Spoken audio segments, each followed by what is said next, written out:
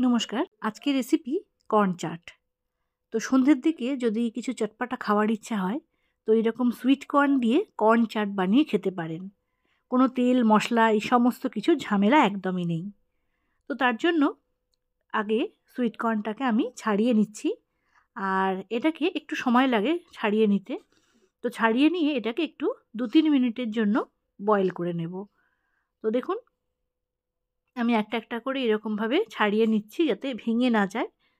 এবারে জলের মধ্যে একটু নুন আর হলুদ গুঁড়ো দিয়ে কর্নগুলোকে দিয়ে দেব। হলুদটা দিলে কর্নগুলোর কালারটা খুব ভালো আসে, এই জন্যই, আর কিছু নয়। তো দেখুন ফুটতে শুরু করে দিয়েছে। এইবারে ২-৩ মিনিট পর গ্যাসটাকে বন্ধ করে দিয়ে এটাকে এবারে একটা ছাঁকনির সাহায্যে ছেঁকে নেব।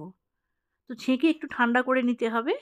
আর এখানে শসা, পেঁয়াজ, টমেটো, কাঁচা লঙ্কা, ধনেপাতা এগুলোকে একদম ছোট ছোট করে টুকরো করে নেব। তো এবারে আমি সেই কাজটাই করছি। শসাগুলোকে প্রথমে ছোট ছোট করে টুকরো করে নিচ্ছি। এবারে পেঁয়াজগুলোকেও টুকরো করে নেব ওই একইভাবে। টমেটো রয়েছে, তারপর কাঁচা লঙ্কা, ধনেপাতা। তো এটা শরীরের জন্য যেমন ভালো তেমন কিন্তু খেতেও ভালো লাগে। আর খুব অল্প সময়ে বানানো যায়, সেই জন্যেই কিন্তু আমার ভীষণ পছন্দের। তো সব ভেজিটেবলসগুলোকে এরকম একদম ছোট ছোট করে চপ করে নিচ্ছি। কাঁচা লঙ্কাটা আমি এখানে ২টো দিয়েছি, আপনি আপনার ঝাল অনুযায়ী দিয়ে দেবেন। আর সুইট কর্নগুলো দেখুন কালারটা কত সুন্দর চলে এসেছে ওই হলুদ গুঁড়ো দেওয়ার জন্য। সুইট কর্নটাকে ঠান্ডা করে নিয়ে এর মধ্যে দিয়ে দিলাম।